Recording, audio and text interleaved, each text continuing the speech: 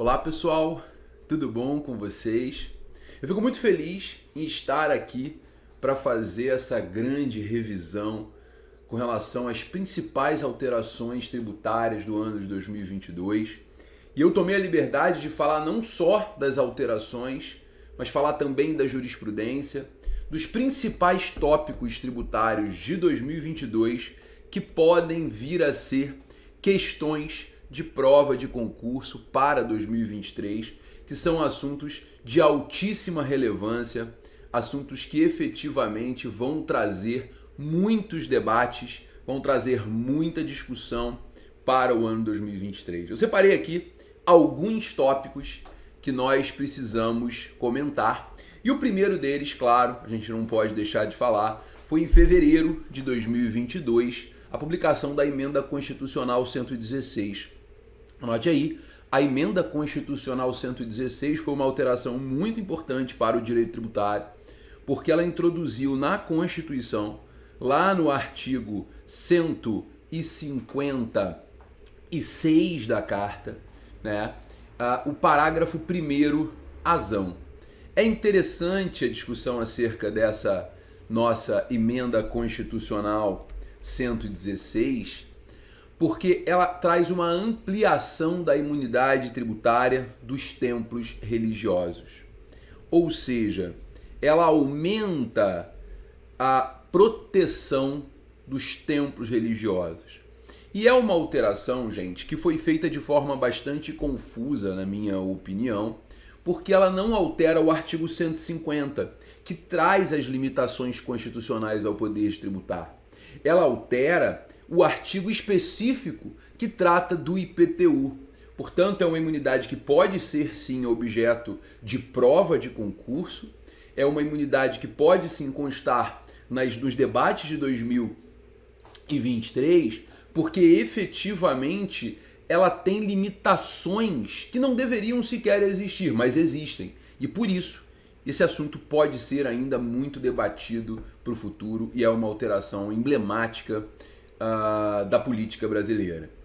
Bom, a Emenda Constitucional 116, ela introduziu o parágrafo 1º azão no artigo 156 da Carta. Parágrafo 1º, A maiúsculo.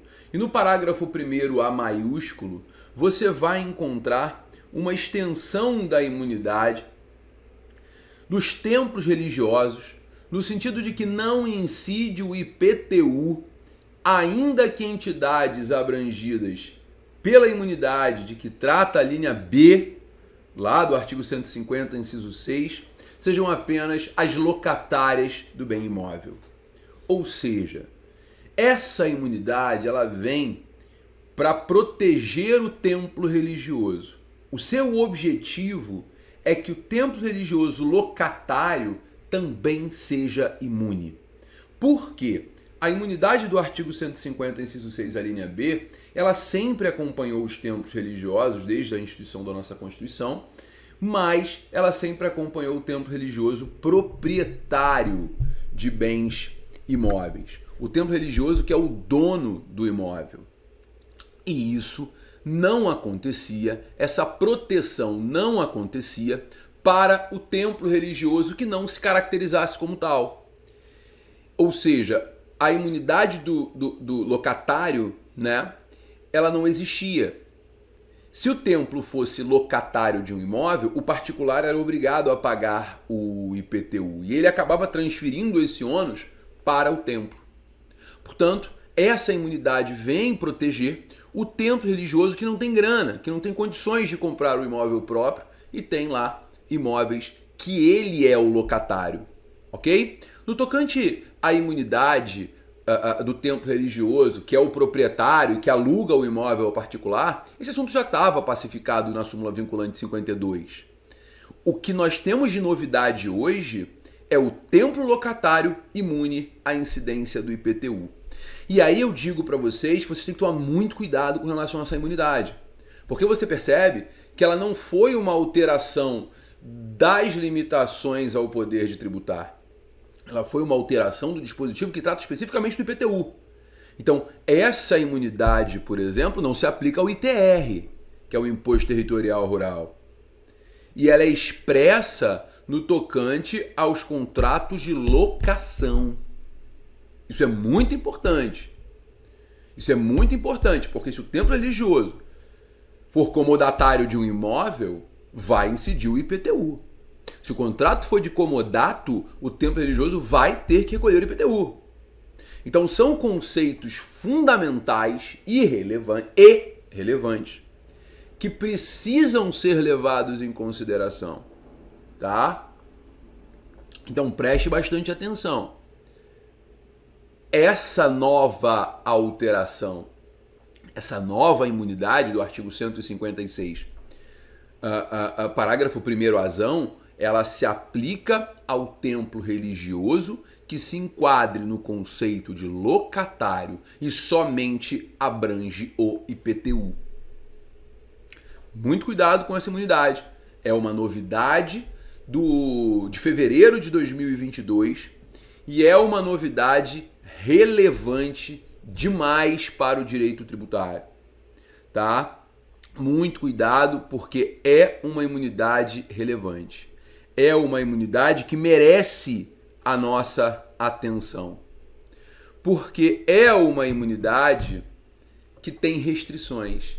E em prova de concurso, pessoal, toda restrição é bem-vinda para fazer você errar. Ok? Beleza? Pessoal, então presta bem atenção. Presta bem atenção. Primeiro tópico, imunidade dos templos religiosos, assunto que certamente vai cair em prova. Beleza? Tranquilo, gente? Maravilha. Eu queria tratar de um outro assunto que merece a nossa atenção máxima, que foi o julgamento pelo STF de 3 ADIs em números sequenciais, a 4785, 4786 e 4787, tá? Em junho de 2022 foi iniciado o julgamento dessas 3 ações diretas de inconstitucionalidade. Essas 3 ações diretas de inconstitucionalidade questionavam as leis dos estados de Minas Gerais, Pará e Amapá, tá? Essas 3 legislações respectivas de cada estado criavam a taxa de controle, monitoramento e fiscalização das atividades de pesquisa, lavra, exploração e aproveitamento de recursos minerários. Até aí, a discussão era muito simples, tá? Poderiam os estados criar taxas para fiscalizar atividades que a priori estão sob o âmbito de fiscalização da União? Esse era o grande debate dessas taxas. Particularmente, eu confesso que eu achei que o resultado do julgamento pelo STF fosse ser outro. Nós já tivemos, lá no passado, década de 90, discussões muito parecidas a essa que foi levada ao STF em 2022. Discussões que envolviam, por exemplo, a taxa de fiscalização de atividade de exploração petrolífera aqui do Rio de Janeiro. Foi criada aqui no Rio de Janeiro, na década de 90, a Lei Noel e tal. E isso tudo foi declarado inconstitucional. Por quê?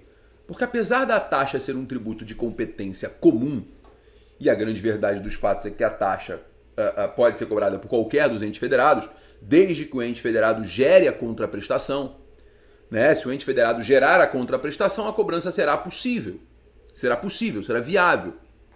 Então, se o Estado gerar essa contraprestação, será plenamente possível a cobrança de uma taxa.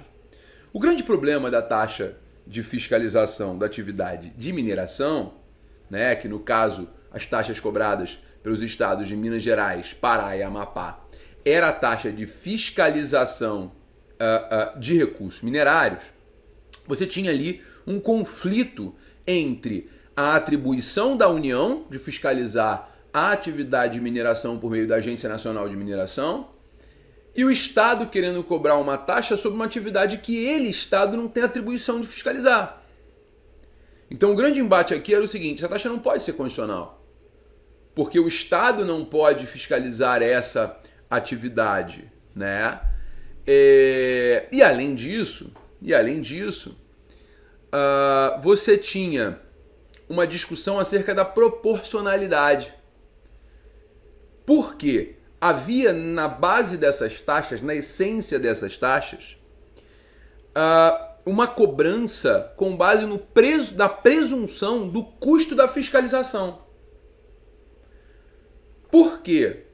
Porque efetivamente você tinha a graduação do faturamento do estabelecimento, o grau de poluição ambiental ou a utilização de recursos minerais em conjunto como critérios para aumentar essa taxa, né? Bom, o que aconteceu nesse caso foi, a meu ver, uma decisão bastante política por parte do STF. Lá no julgamento, por exemplo, da ADI 4785, onde se discutiu a lei de Minas Gerais, o ministro Fachin, que foi o relator, né, dessa respectiva ADI 4785, ele lembrou do Brumadinho, né, da tragédia de Mariana, e disse que a taxa tem natureza extrafiscal, porque essa taxa desincentiva atividades degradantes, permitindo ao Estado que se planeje para evitar desastres ambientais.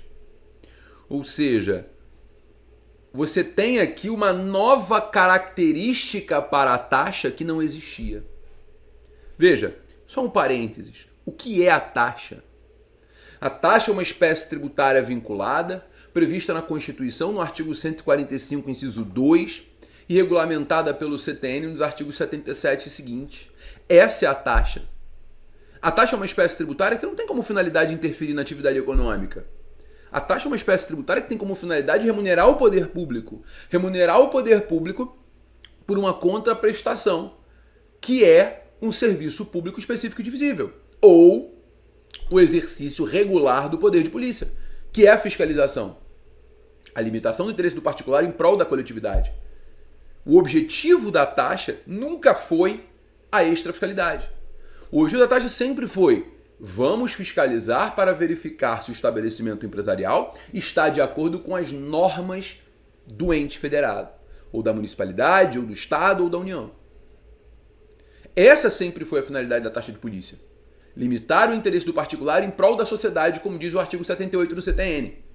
Mas esse julgamento da ADI 4785 trouxe uma novidade para a taxa, que é a interpretação de que a taxa pode ter uma natureza extrafiscal. Por quê? Porque ela funciona como um desincentivo a atividades degradantes. Isso por quê? Porque foi reconhecida a constitucionalidade dessa taxa. Primeiro, os estados têm competência para instituir a taxa, de modo a efetivar a fiscalização da empresa, ainda que a União também fiscalize por meio da Agência Nacional de Mineração. Cabe ao Estado fiscalizar de acordo com as características regionais, de acordo com a sua atribuição, e aí a base do STF foi a base do direito ambiental, né? O direito ambiental é o direito mais legislado de todos. Você tem que ter licença municipal, estadual, federal, enfim. A lógica foi a mesma. Então o Estado tem atribuição, ainda que a fiscalização não seja especificamente do minério, mas sim dos requisitos para o funcionamento da empresa naquela regionalidade, aquela região, né? E essa taxa, ela pode perfeitamente variar de acordo com a presunção do custo da fiscalização, levando-se em consideração o patrimônio do contribuinte, o faturamento do estabelecimento, frente à poluição potencial. Por quê? Porque a taxa, e esse é um assunto já pacificado pelo STF há anos, ela submete ao princípio da capacidade contributiva. Sempre que possível, diz o artigo 145, parágrafo 1º da Constituição, os impostos vão variar de acordo com a capacidade econômica do contribuinte. E o STF, quando julgou a taxa cobrada pela CVM lá atrás e editou a súmula 664, o STF já havia entendido que é possível a aplicação do princípio da capacidade contributiva às taxas. O STF foi lá e desenterrou a súmula 664, o seu fundamento, e trouxe para o julgamento dessas três ADIs, a 4785, 8687. Então, galera, muito cuidado com isso. Hoje a taxa recebe uma característica extrafiscal, reforça o STF o entendimento de que a taxa pode incidir de acordo com a capacidade contributiva, apesar da Constituição falar somente em imposto, no 145, parágrafo 1º da Carta. Tá? E você tem uma divisão de fiscalização. O que antes só era possível à União, o Estado pode criar regras próprias para que aquela atividade funcione dentro da sua região, dentro do seu território, e o Estado então pode fiscalizar de acordo com essas regras. Tá? E vamos lá. Um dos critérios de quantificação utilizados, e aí já estamos falando da ADI 4787, de relatoria lá do ministro Nunes Marques, o STF entendeu que é razoável utilizar o volume de minério extraído como elemento para quantificação tributária. Ou seja, quanto mais minério, maior pode ser o impacto social e ambiental do empreendimento. Maior, então, o grau de fiscalização e controle do poder público de acordo com o STF. Então você percebe que o STF vai mudando a sua característica no tocante à interpretação da taxa. Por mais que a taxa seja uma espécie tributária vinculada, cujo fato gerador é uma atividade estatal e a base de cálculo deveria resguardar uma correlação com o custo da contraprestação, né, com o custo da fiscalização, o STF entende, olha, nesse caso eu vou identificar o impacto social e ambiental. Porque se o impacto social e ambiental pode ser maior, o grau de fiscalização, o grau de controle do poder público tem que ser também maior. E esse entendimento do STF é um entendimento interessante, porque você tem uma fiscalização, você tem uma cobrança de taxa com base numa fiscalização presumida. Ou seja, não é o custo, mas o potencial custo da fiscalização. No sentido de que, olha, a fiscalização de uma atividade potencialmente destrutiva tem que ser restrita, tem que ser adstrita e tem que ser na lupa. Então vai dar mais trabalho, portanto, a fiscalização, como vai dar mais trabalho, o seu custo é maior, de modo que a cobrança tem que ser também maior. Né? Enfim, e o ministro Fux, por sua vez, que foi o relator da ADI 4787, ou seja, você tem o Fachin na 4785, o Nunes Marques na 4786 e o Fux na 4787, ele vai dizer, né, que essas taxas elas se relacionam com o poder de polícia, no sentido de que essas taxas elas podem ser cobradas porque o poder de polícia ele é de competência comum, né? As atividades de mineração são extremamente complexas e por isso, levando-se em consideração os expressivos lucros dessas empresas, o valor da taxa, que é muito elevado, não viola o princípio da proporcionalidade. Não viola o princípio da proporcionalidade. Então, assim, é muito complexo, gente. Você tem uma decisão extremamente política, mas uma decisão que reforça o entendimento que já havia sido consolidado no STF acerca da aplicação do princípio da capacidade contributiva às taxas. Ou seja, temos ali, com uma certa clareza, um reforço da ideia de capacidade contributiva às taxas. Tá? Então, pessoal, quando falamos do princípio da capacidade contributiva propriamente dito, agora o STF jogou uma pá de cal e resolveu. O princípio da capacidade contributiva se aplica sim às taxas. Acabou. É isso. Beleza? E aí, pessoal, só queria chamar a atenção, que não foi também tão pacífico assim, Barroso, Gilmar Mendes e André Mendonça ficaram vencidos, entendendo que o Estado não tem competência para a instituição das taxas com essa finalidade, porque a competência para fiscalizar é da União, tá? E o ministro André Mendonça, ele inclusive disse que havia ali uma bitributação com as taxas federais de fiscalização ambiental sobre a atividade de mineração, né?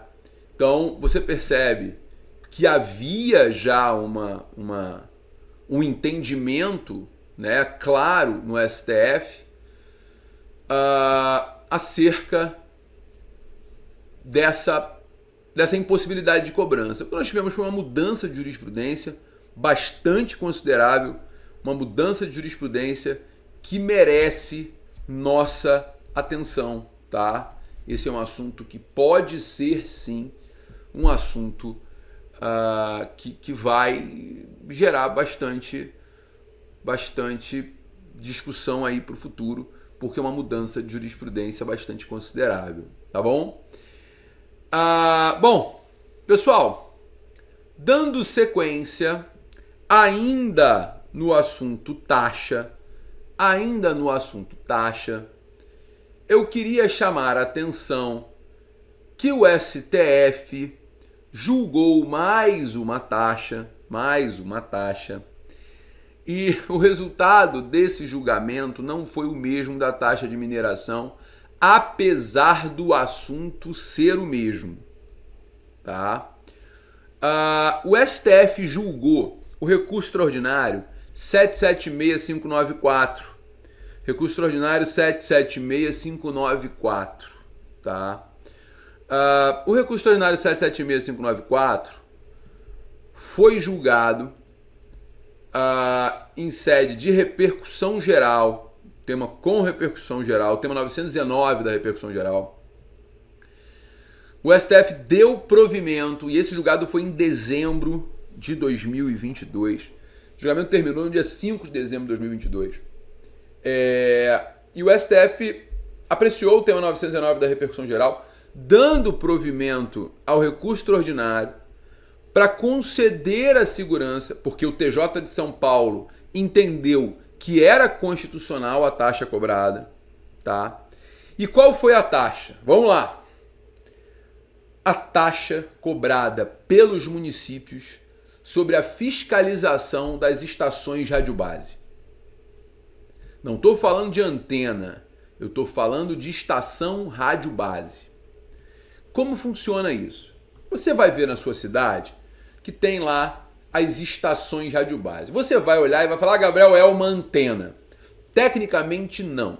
A estação radiobase é a estrutura onde você instala as antenas para replicar o sinal de telefonia, tá? Principalmente telefonia móvel. Então, a discussão era, os municípios então criaram taxas de fiscalização para fiscalizar as estações de radiobase que eram instaladas no seu território. Mesma lógica da taxa de fiscalização da atividade de mineração. A lógica é exatamente a mesma, tá? O município diz, olha, eu vou fiscalizar o que está no meu território, portanto, eu autorizo a instalação dessa estação, eu digo onde ela pode ficar, eu digo onde ela não pode ficar, que ela não pode ficar perto do hospital, que ela não pode ficar perto do posto de combustível, eu defino no meu plano diretor, então eu tenho que fiscalizar essa atividade. E ali naquela estação há um estabelecimento a ser fiscalizado. O TJ de São Paulo reconheceu a constitucionalidade e a TIM Celular levou o tema 919 ao STF. E aí a gente vai pensar o quê, né? Bom, se o STF declarou constitucionais as taxas de fiscalização de mineração, entendendo que a competência de fiscalização é comum e cada estado vai cobrar, cada ente federado vai cobrar de acordo com a sua fatia de fiscalização naquela atividade, a gente vai pensar, por óbvio, que o resultado para o STF não pode ser diferente com relação à taxa de estação radiobase, né? O município vai ter lá a sua atividade de fiscalização, o seu percentual, o seu naquinho de fiscalização, então o município vai ter o seu critério a ser adotado. Mas a solução não foi essa, né? O STF entendeu por unanimidade. E aí você percebe que esse assunto é um assunto bastante complexo, porque falta uma linha de raciocínio para que a gente possa ter uma tranquilidade no tocante aos precedentes, né? O STF, por unanimidade, apreciando o tema 909 da repercussão geral, deu provimento ao recurso extraordinário, fixando a seguinte tese, senhoras e senhores, a seguinte tese: a instituição da taxa de fiscalização do funcionamento de torres e antenas de transmissão e recepção de dados e voz é de competência privativa da União, nos termos do artigo 22, inciso 4 da Constituição Federal, não competindo aos municípios instituir a referida taxa. E olha que situação interessante, né? Olha que situação interessante. Se você parar para analisar, a lógica dessa decisão não segue a lógica do julgamento da 4785, 4786 e 4787. Não segue. Porque a lógica lá é, bom, se o Estado fiscaliza alguma coisa, ele pode cobrar. É óbvio que o município tem que fiscalizar a estação rádio base. É óbvio. É como se alguém entrasse na sua casa, colocasse o pé na mesa e você não pudesse falar, tira o pé daí. O município não fiscaliza a antena, o funcionamento da antena, mas ele fiscaliza a instalação da estrutura. E aí a estrutura cai com o vento. O município não pode fiscalizar para verificar se está de acordo com as normas de construção da municipalidade? Como assim não? O STF aqui, ele demonstrou claramente que não há uma linha de raciocínio para a taxa. Fica a minha crítica registrada, minha insatisfação registrada neste vídeo, porque nós, como professores, temos dificuldades enormes para poder explicar agora uma linha de raciocínio para a taxa de fiscalização. A competência comum é, qualquer ente federado pode instituir? Pode, mas quando? Não sei. Vai ser casuístico. Se o assunto tiver uma barreira, uma barragem sendo destruída, matando gente, pode ser que o município possa fiscalizar. Vai que daqui a pouco bate um vento, cai a torre e mata uma porrada de gente, o que vai acontecer? O STF vai mudar de ideia e vai falar que o município pode fiscalizar. Mas isso é técnico? Não, isso não é técnico. Não é jurídico. Não é jurídico. Então o que vocês vão ter que raciocinar? A taxa de fiscalização, isso enfim, conclusão de 2022. A taxa de fiscalização pode ser exercida por qualquer ente federado, pode ser cobrada por qualquer ente federado que exerça a fiscalização dentro das suas atribuições, não podendo haver a taxa de fiscalização daquilo que é de competência exclusiva da União. E aí você vai ter que buscar o 22 da Constituição para identificar aquilo que é de competência exclusiva da União. Percebe? Então assim, ó, na boa, senhoras e senhores, lembrem-se desses dois julgados, que é o que vai te ajudar. Eu não tenho como fazer uma grande distinção, de verdade, porque assim, quando o STF no tema 909, ele fala do 22 inciso 4, e o 22, inciso 4 da Constituição fala de águas, energia, informática, telecomunicações e radiodifusão, você realmente tem ali uma competência privativa da União para legislar sobre esses assuntos. Agora, no inciso 12, você tem a competência exclusiva da União, privativa da União, para legislar sobre jazidas, minas, outros recursos minerais e metalurgia. Então, assim, não tem lógica. Não tente encontrar lógica nas decisões do STF, que são antagônicas sim. Então o que você precisa saber? O que você precisa saber é: taxa de ARB é inconstitucional porque a competência é privativa da União. Taxa de mineração é constitucional porque, apesar da competência privativa da União, o STF entendeu que as mineradoras têm muito dinheiro e, como elas têm muito dinheiro, elas podem pagar a taxa em razão da capacidade contributiva e o risco de dano ambiental da sua atividade. Então você tem uma taxa cobrada pela presunção de que pode acontecer uma tragédia. É isso. É isso. Beleza? Fácil? Fica com esse conceito na cabeça.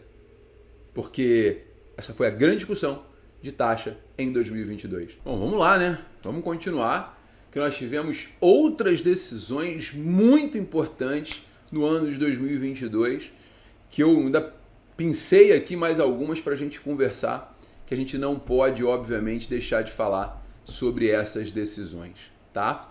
Vamos lá, galera. Vamos lá, sem parar.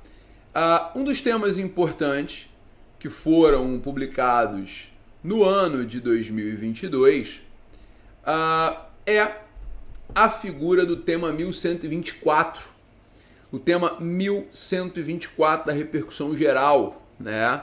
O STF julgou a incidência do ITBI na seção de direito de compra e venda, decidindo que o ITBI ele é devido somente no momento do registro, né? Então, enquanto não houver a transferência, ou melhor, o registro de transferência da propriedade do título do registro imobiliário, não há que se falar na incidência do ITBI, tá?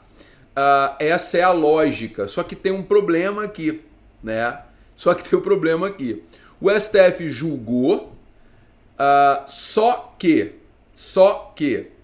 o STF reviu essa decisão, percebeu que havia um equívoco e o processo voltou para julgamento. Então hoje está pendente de análise o tema 1124, que já havia sido decidido, mas o STF voltou atrás, percebeu que não deveria ter decidido e agora vai decidir novamente. Então o processo está pendente de julgamento, só queria chamar atenção para esse detalhe. O tema 1124 é um tema relevante, para os municípios principalmente. Então, quando você fala em fato gerador de TBI, o fato gerador se dá no momento do registro. Esse foi o entendimento do STF. O STF voltou atrás, dizendo que, olha, peraí, esse não foi o objeto da discussão, não foi o pedido, então não poderia ter sido dessa forma. E aí o STF voltou para rediscutir esse assunto. Então o tema 1124 está lá no colo do ministro André Mendonça, aguardando o seu julgamento. Tá? Muito cuidado com isso, porque é aquele que hoje vai, hoje não. Hoje sim, hoje não. Né? Então, efetivamente, o tema 1124 ainda não foi decidido definitivamente pelo STF. Tá? Nós temos um assunto muito importante julgado pelo STF, que foi efetivamente, foi agora em 2022 também, obviamente, né? A revisão é para 2022, que foi o tema 336 da repercussão geral, que foi a imunidade tributária com relação ao imposto de importação para entidades religiosas, né? De um modo geral. O recurso extraordinário então discutia se a imunidade tributária ela estaria abrangendo, né, os impostos de importação, o IPI, enfim, os tributos aduaneiros de um modo geral, claro, falando especificamente de impostos, porque o 150, inciso 6, a linha B, C, enfim, A, B, C, D e E da Constituição só abrangem impostos, não abrangem outras espécies tributárias. O STF, então, firmou o entendimento de que as entidades religiosas podem se caracterizar como instituições de assistência social. Isso é muito importante, tá? Isso é um julgamento muito importante, porque deixa claro que a entidade religiosa ela pode ser também entidade de assistência social para se beneficiar da imunidade tributária do artigo 156C da Constituição, que vai abranger não só os impostos sobre patrimônio e renda de serviços, mas também os impostos de importação, sobre a importação de bens a serem utilizados nos seus objetivos estatutários. Então, a entidade beneficente de assistência social, ou melhor, o templo religioso, ele pode se organizar, ele pode se estruturar como entidade beneficente de assistência social, para que possa, então, ter a extensão da imunidade da entidade beneficente de assistência social. Agora, obviamente, o templo religioso que assim fizer, ele vai ter que preencher os requisitos da entidade beneficente de assistência social, que não são requisitos aplicáveis aos templos religiosos. A gente sabe que os requisitos não são aplicáveis aos templos religiosos. O templo religioso ele é imune, independente da lei complementar. A entidade beneficente de assistência social, não. Ela vai, obviamente, tem que preencher os requisitos da lei complementar para que faça juiz à imunidade tributária. Não acontece com o templo religioso. Isso não acontece com o templo religioso. Tá bom? Beleza? Então, muito cuidado com isso. O templo religioso é imune? O templo religioso é imune. Vai ser imune? Vai ser imune. Tá? E se ele se enquadrar como entidade beneficente, vai ser imune? Vai ser imune. Inclusive aos impostos de importação de produtos essenciais à sua atividade. Tá? Então tá trazendo lá uma imagem religiosa, tá trazendo lá algo que seja essencial para o seu objetivo estatutário, né? Efetivamente vai ser aplicada a imunidade tributária. Tá bom? Pessoal, nós tivemos um outro assunto que foi julgado no STF. Esse assunto ele ficou se arrastando há anos no STF. Há anos. Que foi a ADI 2446. ADI 2446. A ADI 2446 foi julgada por maioria, né? A relatora foi a ministra Carmen Lúcia. Só divergiram da Carmen Lúcia o ministro Lewandowski e o ministro Alexandre de Moraes. Lewandowski divergiu e Alexandre de Moraes acompanhou a divergência, né? E no julgamento, então, dessa ADI 2446, foi julgada improcedente a ação direta de inconstitucionalidade para reconhecer, né? Para reconhecer que é constitucional o artigo 116, parágrafo único do CTN, que traz a norma geral anti-elisão, né? A norma geral anti-elisão que diz que a autoridade administrativa pode desconsiderar atos ou negócios jurídicos praticados com a finalidade de dissimular a ocorrência do fato gerador do tributo ou a natureza dos elementos constitutivos da obrigação tributária. Nesse caso concreto, surge então a norma geral anti-elisão, né? A norma geral anti-elisão, e houve então a discussão acerca da sua constitucionalidade, né? O STF enfrentou os argumentos do contribuinte no sentido de que, olha, primeiro, haveria ali violação no 116 parágrafo único, que ainda pende de regulamentação, né? Que ainda não foi regulamentado. Afronta a legalidade, a tipicidade no direito tributário, né? E a separação de poderes. Esse dispositivo permitiria que o fiscal tributasse um fato gerador não ocorrido, ou seja, e que não estaria previsto em lei. Ou seja, você teria ali uma interpretação econômica no direito tributário permitindo uma tributação por analogia, né? Ou seja, a autoridade fiscal poderia olhar para o negócio jurídico, achar que aquele negócio era simulado e tributar um negócio jurídico que de fato não aconteceu. O STF, então, né, a ministra Carmen Lúcia, no seu voto, ela rechaçou essa ação direta de inconstitucionalidade, rechaçou, claro, a violação do princípio da legalidade, da estrita tipicidade, porque efetivamente ela diz, olha, a definição do fato gerador definida em lei, né? Então, se você analisar a definição do fato gerador, você vai perceber que se efetivamente ocorreu o fato gerador, pode haver a cobrança do tributo, diz o artigo 116, parágrafo único. A autoridade administrativa, ela pode desconsiderar atos ou negócios jurídicos praticados com a finalidade de simular a ocorrência do fato gerador do tributo, ou seja, o fato gerador aconteceu. Será possível dissimular a ocorrência do fato gerador do tributo? Não há violação à legalidade porque o fato gerador ele acontece, ele só é maquiado. Nesse caso, o fato gerador já estaria previsto em lei. Entendeu? Então, ele estaria, além de previsto em lei, materializado. O que faria surgir a obrigação tributária.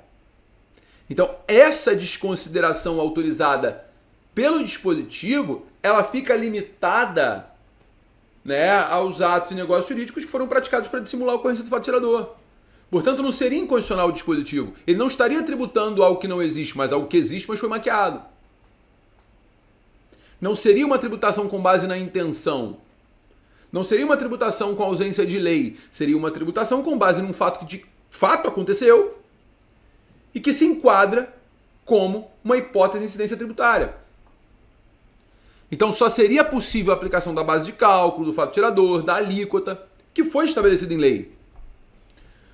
Essa norma, ela busca, na verdade, a máxima efetividade. Que não engloba somente a legalidade, mas também a lealdade tributária. O contribuinte também tem que ser leal no direito tributário. Não há proibição ao planejamento tributário, gente. O 116, parágrafo único, não proíbe o planejamento tributário. Tá? O contribuinte pode, por vias legítimas, comportamentos coerentes e leais, buscar a economia tributária. Desde que não seja configurado o fato gerador da obrigação tributária. Importantíssimo lembrar disso. Beleza? Então, não há também afronta à separação de poderes. A autoridade fiscal, o que ela faz é lavrar o auto de infração, que é a sua atribuição.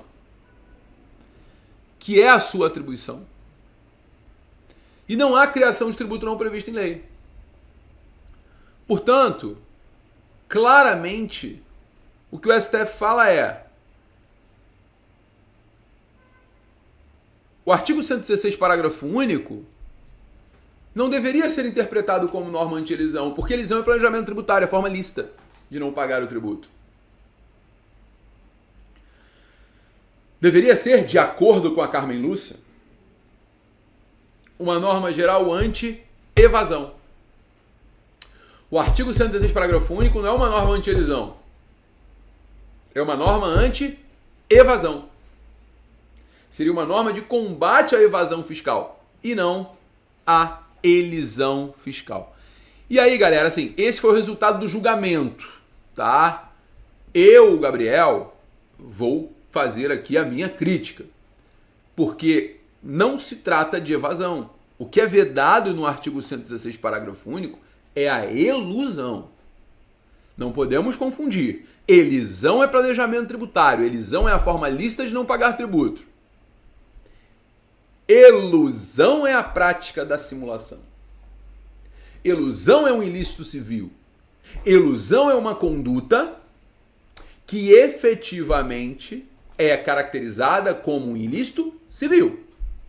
Quando falamos de elusão, falamos de um ilícito civil. Não é crime.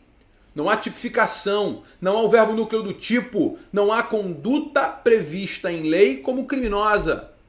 A evasão, sim. A evasão é o crime. É o artigo 1º e 2º da Lei 8.137. A evasão é a conduta criminosa. A evasão caracteriza o crime. Mas não caracteriza o crime a simulação. Porque não há o verbo núcleo do crime. Beleza, galera? Tranquilo? Fácil? Então prestem bastante atenção no que eu estou falando com vocês. Bastante atenção.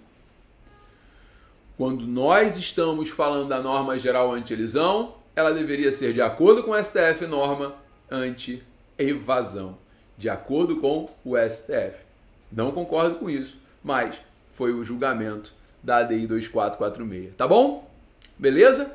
Também é um assunto que estava pendente de julgamento há muito tempo, tá? Mas o STF também foi bom aqui porque ele liberou o planejamento tributário. Ele falou, olha, pode fazer planejamento tributário à torta e direito do jeito que você bem entender.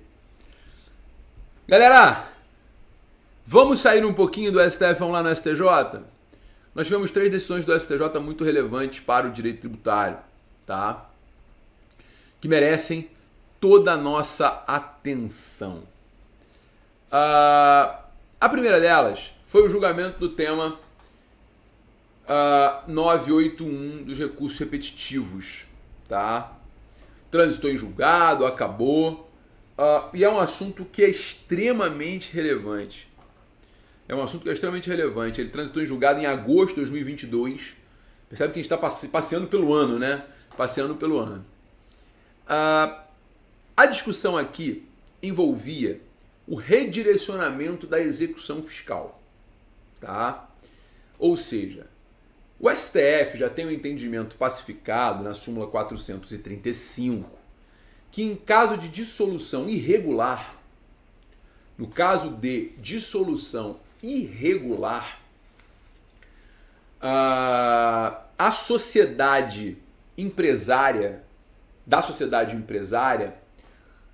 considera-se que a responsabilidade pessoal é automática. A súmula 435 diz isso. Se a empresa mudar de endereço sem informar o fisco, ocorreu a dissolução irregular, o que atrai a responsabilidade do artigo 135 do CTN. Isso é indiscutível. O debate que foi levado ao STJ, no tema repetitivo 981, foi exatamente a seguinte discussão. Beleza, mas quem vai ser o responsável? Vai ser o sócio com poderes de administração da sociedade na data da dissolução irregular? Ou vai ser o sócio com poder de administração da sociedade no momento do fato gerador do tributo? Né? Essa é uma discussão relevante. Porque, veja, a súmula 435 do STJ, ela traz uma presunção de dolo. Ela já carrega em si uma presunção de dolo, se você parar para pensar friamente. Porque eu vou tributar a pessoa física do diretor, do gerente, do preposto, do mandatário, se a empresa mudar de endereço sem informar o fisco. Não quero saber se houve dolo ou não. Estava em dificuldade financeira. Não interessa, meu. Perdeu, Playboy. Vai se dar mal. Essa lógica criada pelo STF é uma lógica complicada. Pelo STJ, desculpa, é uma lógica complicada, mas ela existe, tá lá. Súmula 435. Agora, quem eu vou botar para responder? O que administrava na época do inadimplemento ou aquele que estava no momento da dissolução regular? O STJ firmou o entendimento, no tema 981, que o redirecionamento da execução fiscal, quando fundado na dissolução irregular da pessoa jurídica executada, ou na presunção da sua ocorrência, pode ser autorizado contra o sócio ou o terceiro não sócio com poderes de administração na data em que configurada ou presumida a dissolução irregular da sociedade, ainda que não tenha exercido poderes de gerência quando ocorrido o fato gerador do tributo não adimplido. Ou seja, quem vai se dar mal é quem está na sociedade no momento da dissolução irregular e não aquele que estava na sociedade no momento do inadimplemento. Mesmo porque, e aí tem uma lógica, apesar dessa decisão parecer esdrúxula, ela não é, porque a lógica é muito simples. A presunção da dissolução irregular se dá com alteração do endereço sem informar o fisco. Se quem alterou o endereço e não informou o fisco foi o sócio no momento da dissolução irregular, por que eu vou chamar o cara que era administrador lá na época do fato gerador, se ele não deu causa à dissolução irregular? É coerente a decisão do STJ. É coerente a decisão do STJ. Coerente com o que se busca na súmula. Então, a lógica é clara. Por mais inusitado que pareça, não é inusitado não. É bastante coerente. Tranquilo, gente? Fácil. Beleza. Então, esse tema 981 ele é muito importante, tá? Esse tema 981 ele é muito importante porque responsabilidade tributária é, enfim, a grande sacada do fisco estadual, municipal, fisco federal. Federal, então, é o tempo todo. Pede redirecionamento da execução fiscal. Então, assim, não pode chamar o indivíduo... Ah, Gabriel, em nenhuma hipótese vai poder chamar o administrador na época do fato gerador? Se houver caracterização de conduta dolosa, claro que pode. Se houver caracterização de conduta dolosa por parte do administrador na época do fato gerador, aí, sem sombra de dúvidas, vai ser possível chamá-lo a responder a esse problemão. Beleza, galera? fácil, não há dúvidas. Posso confiar em Vossas Excelências? Maravilha, maravilha. Então, tema 981 é um tema que você precisa anotar, porque é um tema relevante julgado no ano de 2022. Um outro tema relevante, vamos partir aqui porque ainda tem alguns assuntos para a gente tratar. Foi o tema 1012 no STJ. Gente, esse tema aqui foi julgado ali em junho de 2022. O tema 1012 é um tema bastante cruel com o contribuinte, né? Porque o que acontecia na prática? O indivíduo muitas vezes estava devendo tributo. E aí eu vou falar uma coisa para vocês aqui que às vezes pode parecer absurda, mas não é não. Muitas vezes o cara ele esquece que está devendo tributo. Por quê? Porque as fazendas elas não são exatamente muito eficazes em cobrar com rapidez. As fazendas demoram a cobrar. Obviamente eu não estou culpando a fazenda não, tá, gente? Só para ficar claro, a questão é fática, tá? A fazenda, ela demora para cobrar. Ela vai lavrar um auto de infração 4 anos depois do fato gerador do tributo, né? E o contribuinte já deixou de pagar aquele troço, já deixou de pagar fornecedor, já está com uma porrada de reclamação trabalhista, ele esquece que tinha aquele tributo em aberto. Vem uma execução fiscal e o juiz, a primeira coisa que ele faz é determinar a penhora online. A penhora online acontece.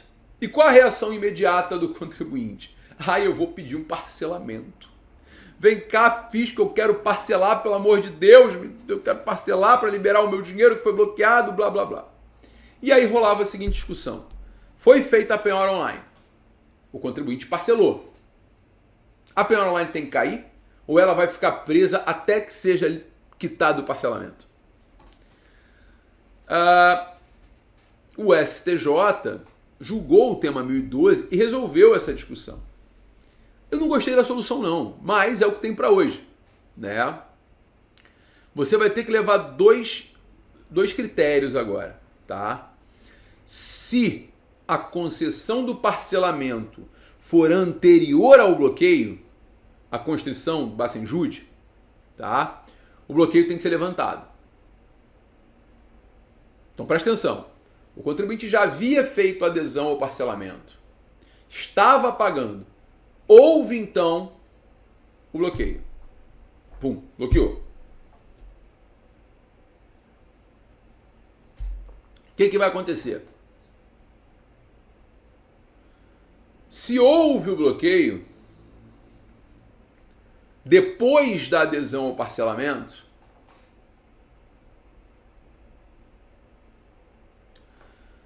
cabe o cancelamento do bloqueio e devolução do dinheiro. Agora, se o parcelamento foi feito depois da constrição, o bloqueio fica mantido. O dinheiro vai ficar bloqueado até o contribuinte quitar o parcelamento. A única ressalva para o STJ é a possibilidade excepcional, atenção, excepcional, de substituição da penhora online por fiança bancária ou seguro-garantia diante das peculiaridades do caso concreto, mediante comprovação irrefutável a cargo do executado da necessidade de aplicação do princípio da menor onerosidade. Ou seja, o contribuinte tem que provar que aquele dinheiro que foi bloqueado, ele era necessário para pagar salário, para pagar fornecedor, senão ele quebra, para pagar um outro tributo. Alguma coisa ele vai ter que provar. Mas para liberar, ele vai ter que garantir o parcelamento. Ele vai ter que garantir o parcelamento. Isso é a grande inovação da jurisprudência, na minha opinião. Ele vai ter que substituir aquela penhora online por uma fiança bancária ou seguro-garantia, que custam caro pra cacete. Mas, obviamente, são menos onerosos do que manter o dinheiro bloqueado até o término do parcelamento, que às vezes é 120 meses, né? 140 meses, enfim. Então, você percebe que o STJ já deixou claro, ó, não tem essa de ficar substituindo, não. Vou substituir por imóvel? Fiança bancária e seguro-garantia. É o que pode, é o que tem para hoje. Não gostou, querido? Beijo no ombro. E isso faz com que o compliance das empresas tenha que ser mais eficiente, né? Para ficar olhando ali, ó, tem execução fiscal, opa, vem cá, parcela, segura esse negócio antes que dê problema. Tá bom? Beleza? Atenção, atenção ao tema 1012. Novidade do STJ, relevantíssima, relevantíssima, tá? Um outro tema repetitivo relevante, principalmente para nós advogados, é o tema repetitivo 1076 no STJ. O tema repetitivo 1076 no STJ foi a discussão acerca da aplicação ou não do artigo 85, parágrafo 8º do CPC, nas causas que haja valor ou proveito econômico elevados em matéria tributária. O que acontece o tempo todo, né? Aqui nós temos um problema muito sério, nós advogados, porque o nosso querido judiciário não gostava da ideia de dar sucumbências elevadas para nós, né? Não sei por que motivo, razão ou circunstância, mas o judiciário nunca curtiu muito a ideia de dar jurisprudência para advogado, né? Não sei por que também, mas não gostava. E aí, o que aconteceu no final das contas, né? No frigir dos ovos, o STJ firmou o entendimento de que não é possível a fixação de honorários por apreciação equitativa, tá? Quando valores de condenação ou valor ou proveito econômico da causa, né, forem elevados. O STJ entendeu que é obrigatória a aplicação dos percentuais do artigo 85, parágrafo 2º e 3º do CPC. Se tiver ou não a fazenda pública na lide, né? E aí você vai calcular sobre o valor da condenação ou do proveito econômico obtido ou o valor atualizado da causa. Só é possível o arbitramento de honorários por equidade quando, havendo ou não condenação, o proveito econômico obtido pelo vencedor for inestimável ou irrisório. O valor da causa for muito baixo. Então assim, por que eu tô... Gabriel, mas isso não é tributário. É tributário porque nós somos os que mais sofremos com isso na prática. Porque o que estava acontecendo aqui, galera? A gente estava, no frigir dos ovos, se dando muito mal, porque a ação de alto valor, o que o judiciário fazia? Definia a sucumbência com base na adequação da causa, para não ficar um valor de sucumbência muito elevado. Agora acabou isso.